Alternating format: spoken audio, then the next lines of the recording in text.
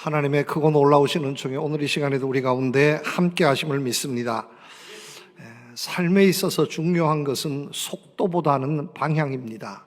속도보다 얼마나 빠르냐 하는 것보다 어느 방향으로 정확하게 가느냐 하는 것이 훨씬 더 중요하다는 말씀입니다. 물론 빠르기도 중요합니다. 그러나 빠른 것보다 방향이 더 중요합니다.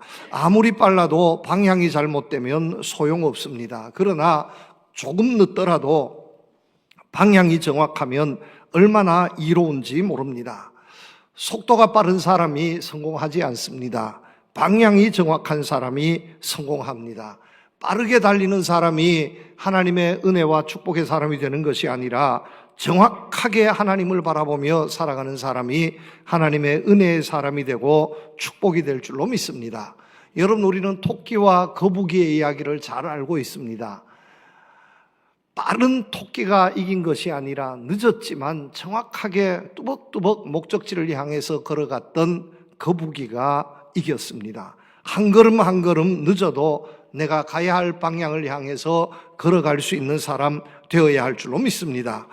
요즘 우리 한국에서 가장 핫한 것 중에 하나가 프로야구입니다. 시작된 지 44년을 맞이했는데 역대 최고의 관중을 동원하고 있습니다. 아마 금년 가을이면 관객만 1200만 명이 넘게 야구를 관람할 것이다, 이렇게 추측합니다. 야구장마다 많은 사례입니다. 특별히 젊은 여성들이 얼마나 많이 야구장을 찾는지 모릅니다. 그리고 미국, 일본 사람들도요, 한국 야구를 너무 재미있어 합니다. 야구의 본고장 하면 미국인데 미국 사람들이 우리 한국에 와보고 싶어 합니다. 왜냐하면 한국의 야구장을 가보고 싶다는 겁니다. 미국의 야구장을 가면 별로 재미가 없습니다. 야구 물론 실력은 미국이 우리나라보다 훨씬 더 메이저리그가 월등하지만 한국의 프로야구가 너무너무 재미있다는 겁니다. 그리고 가격도 별로 비싸지 않습니다. 그래서 미국 사람들이 한국에 오면 꼭 야구장에 구경을 하고 싶어 합니다. 그런데 여러분, 야구하면 투수 아닙니까? 투수들 요즘 공이 얼마나 빨라졌는지 모릅니다. 우리 한국의 웬만한 투수들도요, 시속 150km 이상의 공을 뿌려댑니다. 한 팀에 시속 150km 이상의 공을 던지는 투수들이 어림잡아 보면 10사람 이상 됩니다. 그런데 그 시속 150km 던지는 투수들 중에 주전 투수들로 이렇게 날마다 마운드에 서는 선수들은 그리 많지 않습니다. 공 속도는 빠른데 방향이 컨트롤되지 않습니다. 제멋대로 던집니다. 이러면 단 한 번도 마운드에 오를 수 없습니다. 그러나 속도는 그에 미치지 못하지만, 속도는 느리지만 정확하게 던지고 싶은 곳에 던질 줄 아는 선수들, 그 선수는 마운드에 설 수 있습니다. 지금은 은퇴했습니다만 유희관 같은 선수는 아무리 힘껏 뿌려도 시속 130km를 넘지 못했습니다. 그런데 한국 최고의 한 해의 다승왕의 반열에 오르기도 했습니다. 우리 한국이니까 그럴까도 생각하지만 그렇지 않습니다. 미국의 야구의 본고장 미국에도 보면요, 최고의 투수 가운데 한 사람으로 그렉 매덕스라 하는 선수가 있습니다. 그런데 이 선수는 한 세대를 풍미했습니다. 아니, 100년의 역사가 넘는 미국 야구에서 355승을 거둔 선수는 그리 많지 않습니다. 손꼽을 수 있는 최고의 다승왕이지만 이 선수는 시속 140km 이상을 던지지를 못하는 선수입니다. 빨리 던져야 시속 140km. 우리나라에도요, 140km 구속의 선수들은 즐비합니다. 그런데 미국에서 그는 140km 던지는 구속으로 다승왕을 했고 삼진왕을 했습니다. 왜냐하면 제구가 너무너무 정확한 겁니다. 던지고 싶은 방향에 정확하게 던지는 겁니다. 낮게 던졌다, 높게 던졌다, 직구를 던졌다, 커브를 던졌다, 돌아가지만 정확하게 그 방향으로 가는 겁니다. 이 선수의 공을 함부로 칠 수 없었습니다.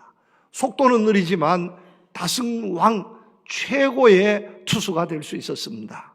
여러분, 우리 인생도 마찬가지라고 저는 믿습니다. 빨리 달리는 것도 중요합니다. 그러나 아무리 빨리 달려도 방향이 잘못되면, 내가 달리는 방향이 잘못되면, 내가 바라보는 방향이 잘못되면 그 빠름은 아무 소용이 없습니다. 요즘 현대사회가 얼마나 빨리 변하고 있는지 모릅니다. 모든 것이 빨리빨리입니다. 특별히 우리 한국 사람들은 그 가운데서도 빨리빨리 민족입니다. 한국 사람들 지나가면 빨리빨리 지나간다고 이야기합니다. 한국 사람들이 얼마나 빠른지 모릅니다. 빨리 해서 여기까지 온 것은 맞습니다. 그러나 빠름보다 더 중요한 것이 있다면 방향인 줄로 믿으시기를 바랍니다. 방향이 잘못되면, 내가 지금 달리고 있는 방향이 잘못되면, 내가 바라보고 있는 방향이 잘못되면 그 빠름이 아무 소용없습니다. 속도보다 먼저 방향을 점검해야 합니다. 알버트 아인슈타인 박사님의 일화입니다. 이 아인슈타인 박사님이 어느 날 기차를 탔습니다. 뉴욕에서 기차를 타고 이제 어느 방향을 향해서 가는데 기차가 출발했습니다. 잠시 후에 승무원이 표를 검사하기 시작했습니다. 아인슈타인 박사님이 기차표를 찾았는데 어디에도 기차표가 없는 겁니다. 이 주머니 저 주머니 다 뒤져봐도 기차표가 없는 겁니다. 이 모습을 승무원이 물끄러미 바라보다가 이렇게 말했답니다. 박사님, 아인슈타인 박사님 맞으시죠? 염려하지 마십시오. 저는 박사님을 믿습니다. 박사님을 존경합니다. 박사님 같으신 분이 표를 끊지 않고 기차에 탔을 리가 없습니다.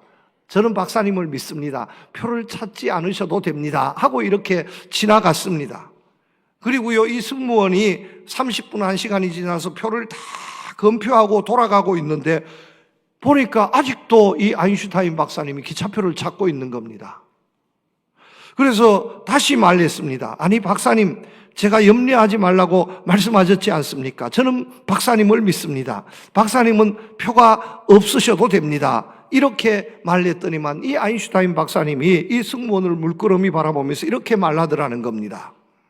여보게 젊은이, 이것은 신뢰의 문제가 아니네. 이것은 방향의 문제이세. 내가 지금 기차표를 찾는 것은 당신에게 보여주기 위해서가 아니라 내가 기차를 타기는 탔는데 어디에 가고 있는지 내가 몰라서, 내 비서가 기차표를 끊어줬는데 어느 역에서 내려야 할지 그것을 몰라서 지금 기차표를 찾고 있는 것이네. 이렇게 대답했다는 겁니다. 여러분, 천하의 세계 최고로 똑똑한 아인슈타인 박사님도 기차를 탔는데 어느 역에 내릴지 몰라서 기차표를 찾았다는 것 아니겠습니까? 이 이야기를 들으면 얼마나 위로가 되는지. 우리는 그보다는 더 똑똑하지 않습니까? 기차를 탔으면 최소한 어디에 가는지 그것은 잊어버리지 않습니다. 서울 갈지 부산 갈지 그것은 우리가 알고 기차를 타지 않습니까? 그런데 천하의 석학 아인슈타인 박사님도 그것을 놓쳐버릴 때가 있었다는 겁니다.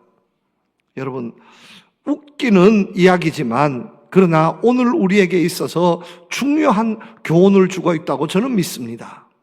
때로는 우리가 열심히 살아가고 있지만 내가 도대체 뭘 하는지 모를 때가 얼마나 많이 있습니까? 내가 열심히 살고 있는데, 내가 열심히 말하고 있는데 때로는 내가 하는 말이 무슨 말인지 모르고 열을 올리면서 말할 때가 얼마나 많이 있습니까? 내가 열심히 살고 있는데 땀을 뻘뻘 흘리며 일하고 있는데 내가 도대체 뭘 이루려고 이렇게 열심히 일하고 있지? 내가 도대체 어디를 바라보면서 이렇게 살고 있지? 여러분, 의심될 때가 얼마나 많이 있습니까? 오늘 우리도 마찬가지로 살고 있다는 말씀입니다. 다시 말씀드립니다. 우리 인생에 중요한 것은 속도가 아니라 방향입니다. 속도보다 방향이 중요합니다. 열심히 최선을 다하는 것도 중요하지만 그러나 내가 무엇을 바라보며 무엇을 위해서 그렇게 열심히 최선을 다하고 있는가 하는 것을 살펴보아야 합니다. 내가 그렇게 열심히 최선을 다하는 것이 내 삶의 분명한 목적이 될 수 있는가, 후회하지 않을 것인가 하는 것을 점검하고 확신을 가지면 그 다음에는 앞도 뒤도 뒤돌아보지 않고 열심히 달려나가야 하는 것입니다. 오늘 말씀을 보면 오늘 본문의 말씀은 우리에게 삶의 분명한 방향을 말씀해 주고 있습니다. 히브리서 12장 2절 말씀에 보면 믿음의 주요 또 온전하게 하시는 이인 예수를 바라보자. 우리가 예수님을 바라보아야 한다는 말씀입니다. 여러분, 이 세상을 살고 있는 모든 사람들은 주님을 바라보며 살아야 할 줄로 믿습니다. 예수를 믿는 사람도 주님을 바라보아야 합니다. 예수 믿지 않는 사람도 주님을 바라보아야 합니다. 예수 믿는 사람들만 예수님 바라보는 것이 아니라 예수 믿지 않는 사람도 끝내는 하나님을 찾을 수밖에 없고 예수님을 찾을 수밖에 없습니다. 예수님을 바라볼 수밖에 없습니다. 이 사실을 알고 우리가 지금부터 주님을 찾고 주님을 바라보는 삶이 되어야 할 줄로 믿습니다. 내가 어디에 있든지 주님을 바라보아야 합니다. 여러분, 주님과 가까이 있습니까? 주님과 가까이 있어도 주님을 바라보아야 합니다.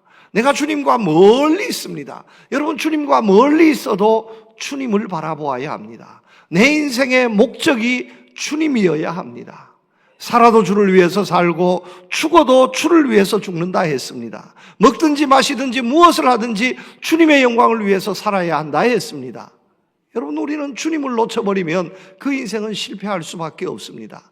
주님을 놓쳐버리면 죽음의 하나님 앞에 심판대 앞에 섰을 때에 우리는 모든 것을 잃어버릴 수밖에 없습니다. 주님을 바라보아야 합니다. 주님 바라보고 주님을 바라보며 살아가는 인생이 가장 복된 인생이 될 줄로 믿으시기를 바랍니다. 유명한 화가 레오나르도 다빈치가 최후의 만찬을 완성했습니다. 세상에 그 역작 최후의 만찬을 공개하기 전에 아주 친한 절친 화가들을 초대했습니다. 그리고 그 그림을 보여주었습니다. 이 화가들이 최후의 만찬 그림을 보니까 기가 막힌 거예요. 시스틴 채플에 그려져 있는 그 최후의 만찬을 보니까 세상에 누구도 그릴 수 없는 그림을 그린 겁니다. 그런데 그 그림 중에서 이구동성으로 외쳤던 말이 뭐냐면 예수님 손에 들려져 있는 잔이 기가 막히게 그려졌다는 거예요. 이 사람도 그렇게 얘기하고 저 사람도 그렇게 얘기하고 어느 날 다빈치가 붓을 들었습니다. 세상에 공개하기 전에 그 잔을 지워버렸습니다. 그래서 지금 우리가 보는 최후의 만찬은 오리지널 원작이 아닙니다. 예수님 손에 들려졌던 잔이 지워진 수정 작품입니다. 그 잔을 지워버렸습니다.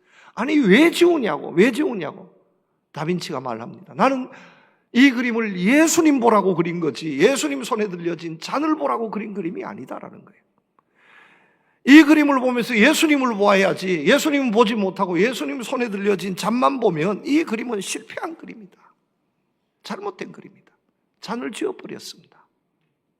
여러분, 이 그림을 그리면서 다빈치는 예수님만 바라보았습니다. 예수님만 생각했습니다. 예수님만 바라보고 예수님만 생각하면서 그렇게 잘 그린 잔을 지워버렸던 다빈치가 인류에 많은 화가들이 있지만 미술가 있지만 그 중에서 최고의 미술가가 되었습니다. 여러분, 다빈치보다 더 유명한 화가가 없습니다. 유명한 화가들 많이 있지만 그 화가들을 보면 살아생전에는 주목받지 못했습니다.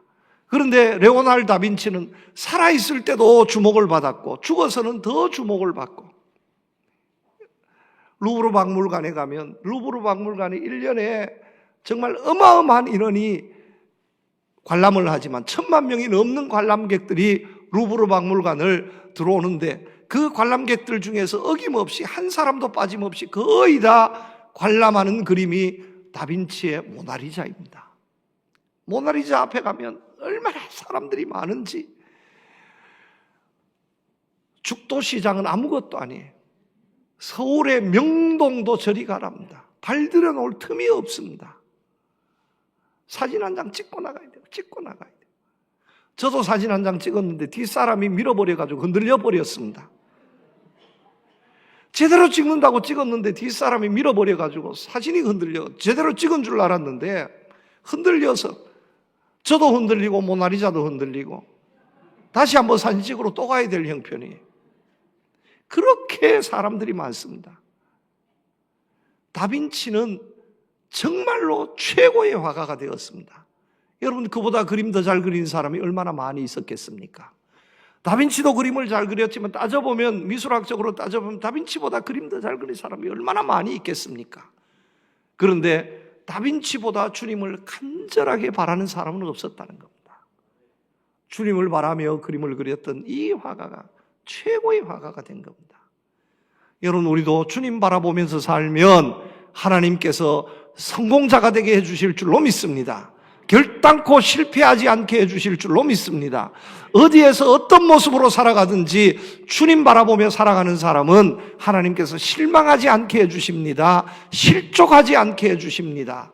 의미 있게 해주시고 인정받게 해주시고 사랑받게 해주시고 하나님께서 두고두고 칭찬과 격려와 축복이 되게 해주실 줄로 믿습니다. 여러분, 주님 바라보면서 삽시다. 우리가 왜 주님을 바라보면서 살아야 합니까? 오늘 말씀을 보면 우리에게 중요한 교훈 몇 가지를 주십니다. 우리 주님께서는 우리의 죄의 짐을 벗겨주시기 때문입니다. 이러므로 우리에게 구름같이 둘러싼 허다한 증인들이 있으니 모든 무거운 것과 얽매이기 쉬운 죄를 벗어버리고, 이렇게 말씀하고 있습니다. 여러분, 우리 모두에게는 인생에 짊어져야 할 짐이 있습니다. 이 세상 태어나면서부터 우리가 한평생 살면서 이 인생의 무게가 얼마나 무거운지 살면서 보니까 세상에 나이 들어서 이렇게 어깨가 처지지 않는 사람이 없습니다. 나이 들어서 허리가 굽적해지지 않는 사람이 없습니다. 살다가 보니까, 저도 어느 날 보니까 이렇게 축 처져 있는 거예요. 왜 이럴까? 내 인생의 짐이 무거워서 그런 겁니다. 한평생 짐을 지고 살아왔는데 어떻게 이 인생의 짐이 무겁지 않겠습니까? 아침에 일어나서 오늘 하루 해야 할 일을 생각하니까 막막한 거예요.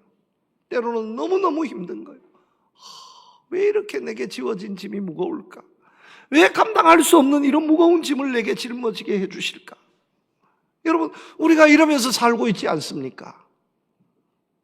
여러분, 이 자리에 예배드리고 있습니다. 할렐루야. 나는 하루 시작하면서 날아갈 듯 기쁩니다. 깃털처럼 나는 인생이 가볍습니다. 나는 헐헐 날아갈 것 같습니다. 여러분, 이런 마음 가지고 살고 있습니까? 복받은 사람입니다. 천에 하나 만에 하나 그런 사람이 있을까 말까요? 우리 모두는 다 그렇게 살고 있지 않습니까? 무슨 얘기만 들어도 한숨부터 나고요. 얼마나 무거운지. 빨리 천국 갔으면 좋겠다. 이 세상 무거운 모든 짐을 벗어버리고 빨리 천국 갔으면 좋겠다. 여러분, 이런 기도하고 있지 않습니까? 감당할 수 없는 짐을 지고 있습니다. 그런데 그 짐 중에서 가장 무거운 짐이 어떤 짐입니까? 죄의 짐입니다. 죄의 짐. 하루도 이 죄의 짐에서 벗어날 수가 없습니다. 얼마나 한심한지, 얼마나 무능한지, 얼마나 부끄러운지. 내가 한 행동을 생각하니 부끄럽고, 내가 한 말을 생각하니 부끄럽고, 내가 먹은 마음을 보니 얼마나 부끄러운지, 남들이 알까 부끄러울 줄. 여러분, 그 죄의 짐의 무게에서 눌려서 하루도 기쁨이 없고 하루도 행복하지 않고, 여러분, 이렇게 살고 있는 사람들이 오늘 거의 대부분의 사람들입니다. 목사님, 우리가 아무리 죄인이라 하지만 죄인으로 성립되려면 증거가 필요한데 증거 없이 자꾸 우리를 죄인 그럽니까? 아무리 죄를 지어도 증거 없으면 무죄입니다. 무죄. 증거가 있어야 죄인인데 내가 죄인이라는 증거가 어디 있습니까? 여러분, 우리가 죄인이라는 증거는 수도 없이 많이 있습니다. 아무리 부인해도 우리는 죄인입니다. 우리 사람은 늘 마음속에 죄의 유혹이 있습니다. 좋은 생각할 때보다 악한 생각할 때 더 재미가 있습니다. 여러분, 영화를 보시면 사람을 많이 죽인 영화일수록 흥행이 잘 돼요. 많이 부시고 무너지고 깨트려지고 막 차도 뒹굴고 전복되고 부서지고 악당이 나와서 막 총을 쏴서 막 사람을 막 무자비하게 죽이고, 이런 영화는 흥행이 됩니다. 그런데 하나도 무너지지 않고 멀쩡하고 깨끗하고 아름다운 거는요, 별로 보러 오지 않습니다. 재미가 없어요. 참 신기합니다. 막 안 됐다 그러고 막 짜릿짜릿하고 막 유혹이 있고 스릴이 있고, 이렇게 해야 사람들이 영화를 보러 오는 거예요. 이게 뭐 우리의 죄성 때문입니다. 여러분, 또 한 가지는 우리는 다 죽을 수밖에 없다는 겁니다. 내가 죽을 수밖에 없다는 것이 우리가 죄인이라는 증거입니다. 여러분, 우리가 죄인이 아니면 죽지 않아도 됩니다.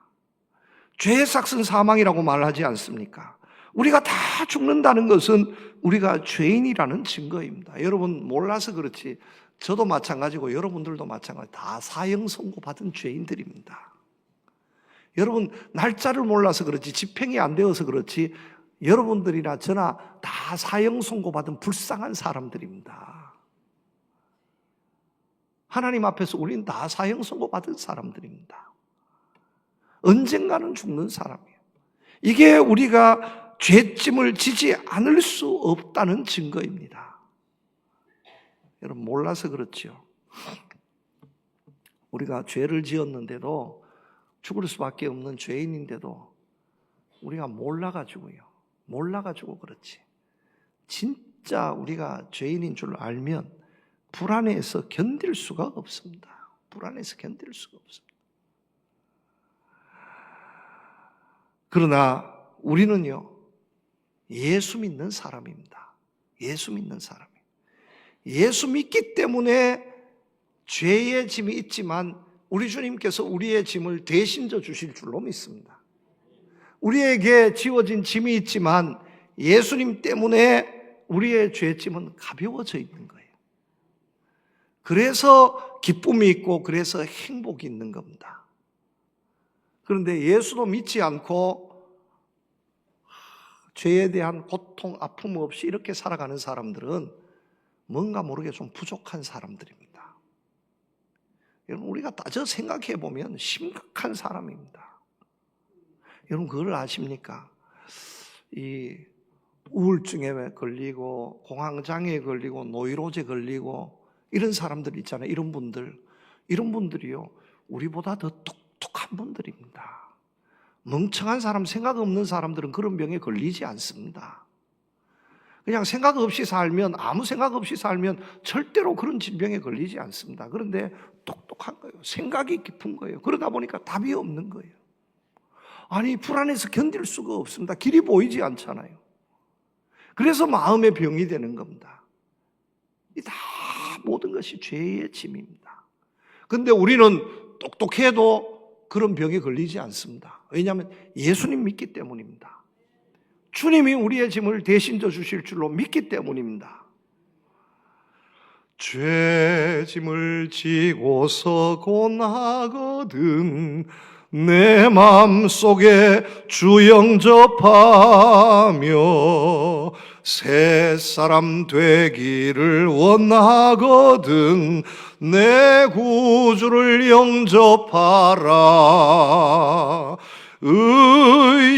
의심을 다 버리고 구주를 영접하라.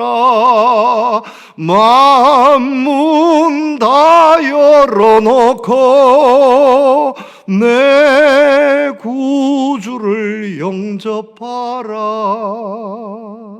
여러분, 주님 바라보면 내 인생의 죄짐이 벗겨집니다. 벗겨지는 거예요. 내 마음의 모든 짐이 벗겨지는 거예요. 내가 짊어져야 할 인생의 짐이 가벼워지는 겁니다.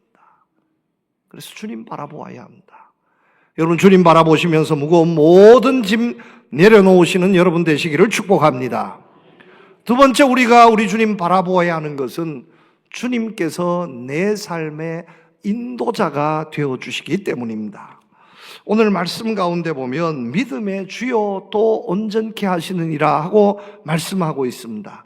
믿음의 주님, 주인이라는 말씀을 쓰고 있습니다. 그런데 이 단어의 헬라어 원어의 뜻 가운데 어떤 뜻이 있냐면 주라는 뜻도 있지만 인도자라 하는 뜻도 있습니다. 다시 말씀드리면 우리가 주님을 바라보면서 살면, 우리가 주님을 바라보고 주님을 믿으면서 살면 주님께서는 우리의 주인이 되어 주십니다. 주인이 되어 주시는데 그 주인이란 말이 단순하게 소유권만 주장하는 주인이 아니라 인도자가 되신다는 말씀입니다.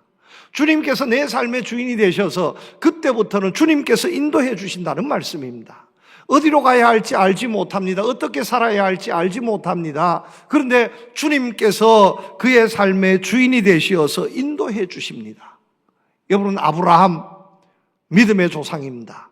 하나님께서 아브라함을 부르셨습니다. 아브라함이 하나님의 부르심을 받고 갈 때에 갈 바를 알고 갔습니까? 갈 바를 알지 못하고 갔습니까? 갈 바를 알지 못하고 갔습니다. 어디로 가야 할지 몰랐습니다. 그런데 누가 인도해 주셨습니까? 하나님께서 인도해 주셨습니다. 하나님께서 아브라함의 인도자가 되어 주셔서 축복의 땅 가나안 땅에 이르게 해 주셨습니다. 하나님께서 우리의 인도자가 되어 주신다는 말씀입니다. 예수님께서 오늘 우리의 삶의 인도자가 되신다는 사실을 여러분 믿으시기를 바랍니다. 오늘 이 시대를 살아본 사람은 아무도 없습니다. 따져보면 이 세상이 얼마나 불안한 세상인지 여러분 아십니까? 언제 무슨 일이 일어날지 모르는 세상입니다. 언제 우리의 인생이 어떻게 허물어질지 모르는 것이 오늘 현실입니다. 여러분, 그런데 우리는 든든합니다. 왜냐하면 우리 주님께서 우리의 삶의 인도자이시기 때문입니다. 유명한 의사가, 유명한 약사가 약을 먹지 못한답니다. 주사를 맞지 못한다는 거예요. 왜냐하면 이 주사 맞으면 부작용이 생기고 어떤 것이 너무 잘 알고 있어서. 유명한 인류 셰프가 다른 식당에 가서 음식을 주문하지 못한다는 겁니다. 왜냐하면 재료가 어떤 균이 있을 수 있고 몸이 어떻게 나쁘고 너무너무 잘 알고 있기 때문에 다른 사람이 해준 요리를 먹지 못하는 거예요. 문제는 뭐냐 하면 그래서 주사도 맞지 않고 그래서 요리도 먹지 못하고 이러기 때문에 그것 때문에 삶이 더 망가지는 겁니다. 여러분, 우리는 모르기 때문에 주는 대로 먹잖아요. 얼마나 행복한지. 약도 그냥 부작용 모르기 때문에 그냥 좋은 줄 알고 그냥 여기 가서도 받아 먹고 저기 가서도 받아 먹고 똑같은 병 가지고 병원에 2번, 3번 가고 이 약국 저 약국에서 조제해서 하루에 똑같은 약을 2번, 3번 먹잖아요. 모르기 때문에. 그래도 어때요? 다 나아요. 모르기 때문에 그래요. 모르기 때문에. 그런데 오늘 우리가 살아가고 있는 이 세상, 여러분 어떻게 무슨 일이 일어날지 모르는 세상 아니겠습니까? 이 세상에서 주님께서 인도자가 되어 주십니다. 주님께서 내 삶의 인도자가 되어 주십니다. 사망의 음침한 골짜기 있어도 주의 지팡이 막대기로 나를 인도해 주십니다. 어디로 가든지 하나님께서 나와 함께 해 주십니다. 내 삶을 인도해 주시고 지켜 주십니다 하는 사실을 여러분 믿으시기를 바랍니다. 그래서 주님을 바라보는 겁니다. 외국에 여행 가지 않습니까? 우리 한국 사람들이 단체로 여행을 하면 이걸 이제 중국 사람들이 다 배웠는데 가이드가 따라 나옵니다. 가이드가 꼭 따라 나와서 가이드가 안테나 같은 데다가 꼭 깃발을 하나 답니다. 아니면 인형도 하나 달고 이것만 보고 따라오세요 그럽니다.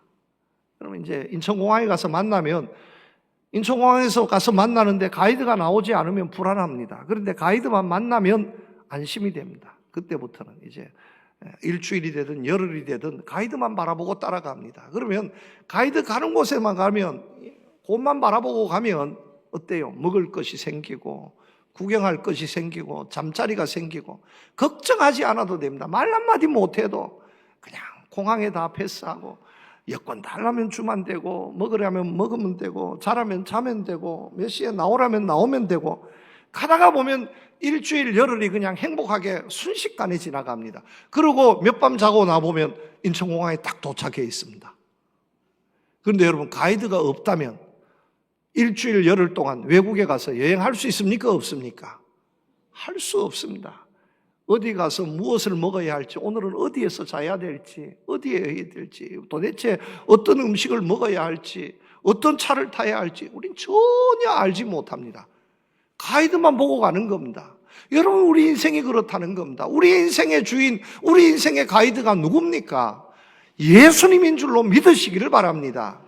예수님을 가이드로 둔 사람과 다른 것을 가이드로 둔 사람은 인생이 달라질 수밖에 없습니다.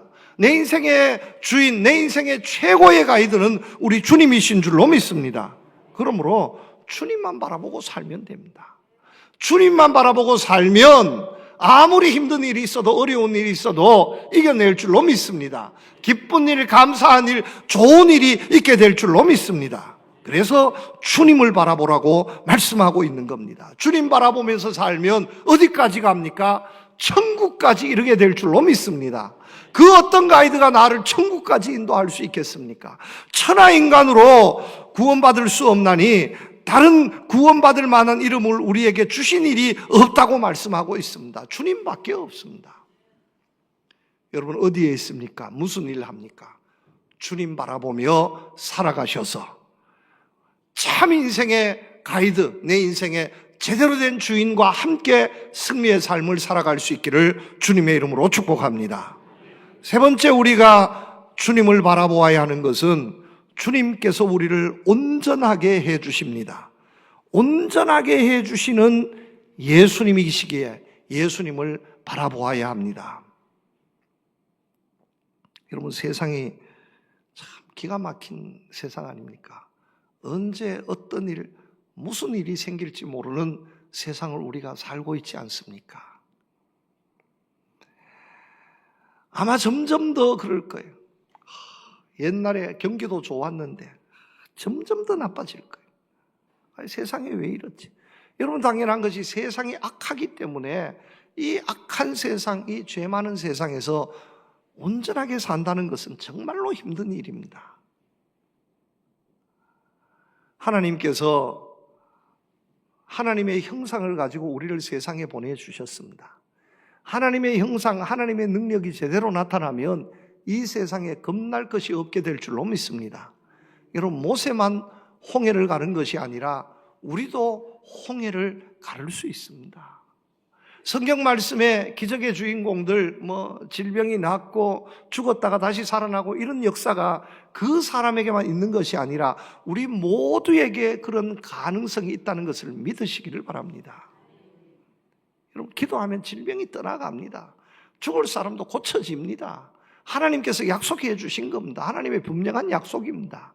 그런데 이 엄청난 하나님의 형상이라는, 하나님의 능력이라는 가능성을 우리가 받고 있지만 우리가 그것을 활용합니까? 활용하지 못합니까? 100% 활용하지 못하는 겁니다. 아무리 좋은 게 있은들, 기계가 좋은들 무슨 소용이 있습니까? 사용을 하지를 못하는데 무슨 소용이 있습니까? 저는요, 전기밥솥이 밥만 하는 줄 알았습니다. 그런데 전기밥솥에 밥만 하는 게 아니라 찜도 하고 국도 끓이고 다 할 수 있더라고요. 그런데 여러분 가정에 몇십만 원 주고 전기밥솥 샀는데 사실 써먹는 것은 5만 원짜리밖에 써먹지 못합니다. 다 써먹으면 엄청나게 요리도 하고 써먹을 수 있는데 밥 하는 것만 하는 거예요. 밥 하는 것만 하면 30만 원, 40만 원짜리 쿠쿠밥솥 필요 없습니다. 5만 원짜리 전기밥솥만 해도 충분합니다. 그런데 우리는 30만 원, 40만 원 주고 좋은 기계 사놓고요, 몇만 원짜리밖에 못 쓰는 거예요. 집에 TV 몇백만 원 주고 샀습니다. 그런데 여러분, 저는 TV만 되는 줄 알았더니 TV에서 유튜브도 되고 넷플릭스도 되고 인터넷도 되고 다 되더라고요. 이메일도 되고 TV에 다 돼요. 그런데 써먹지를 못합니다. 그러면 300만 원, 400만 원짜리 텔레비가 필요 없고요, 50만 원, 100만 원만 주면 됩니다. 그런데 비싼 걸 사놓고 우리가 못 써먹는 거예요. 써먹는 걸 보면 우리 집에 그런 것도 되나? 너무 안 됐다. 그런 것도 되나? 모르는 거예요. 그런데 우리가 지금 그렇게 살고 있다는 겁니다. 하나님께서는 하나님의 형상으로 우리를 보내주셨는데, 온전하게 보내주셨는데 바보처럼 살고 있는 거예요. 난 참 바보처럼 살았군요. 여러분, 다른 사람만 그걸 할 줄 알았는데 나도 할 수 있는데 나는 그걸 못했다는 겁니다. 왜 그렇습니까? 주님을 만나지 못해서 그렇습니다.